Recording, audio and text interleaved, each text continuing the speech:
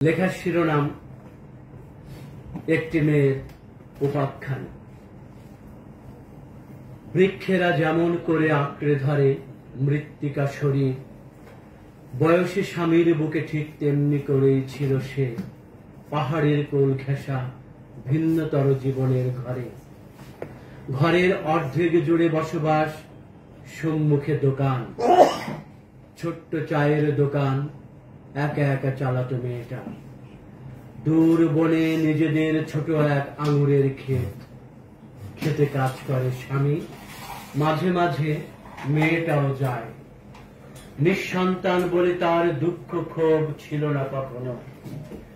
একদিন তড়ি ঘড়ি কি জানি কি খেয়ালের বসে দোকানের ঝাঁপ ফেলে বিকেলের রোদ মেখে গায়ে দুহাত ছড়িয়ে একা হেলে দুলে ছুঁয়ে বৃক্ষলতা উচ্ছ্বাস উল্লাসে হেসে হরিণের মতো নেচে নেচে পাহাড়ের আঁকা বাঁকা সিথি সরু বনপথ ধরে সেই দিকে ছুটে চলে যেই দিকে স্বামী আর ক্ষেত। চুলের পাকানো বেনি দোলে যেন পেন্ডুলাম দোলে। বনের মায়াবী পথ একটু একটু নীলতারে টেনে যেমনি করে শিশুদের টেনেছিল হ্যামিলনবাসী। ঘোর কেটে গেলে পর স্বাভাবিকে ফিরে আসে যেই, বিস্ময়ে তাকিয়ে দেখে এই পথ সেই পথ নয়।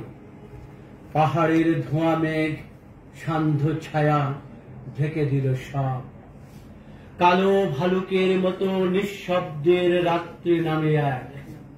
নক্ষত্রেরা মরে গেল সেই রাতে, চাঁদ দেয়নি আলো। জোনাকিরা আসে নাই মেঘবনে দেহবাতি জেলে। জানে না পথের মাপ, ঘূর্ণি পাকে আধার দুর্যোগে বুঝিবা মেয়েটা খুব কেঁদেছিল, শোনে নাই কেউ। ক্লান্তিহীন ঘুরে ঘুরে রাত্রি শেষে মেলে তার খোঁজ।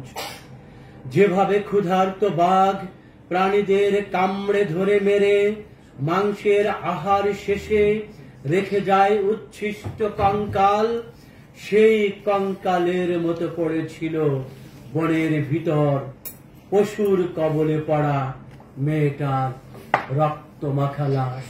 ধন্যবাদ।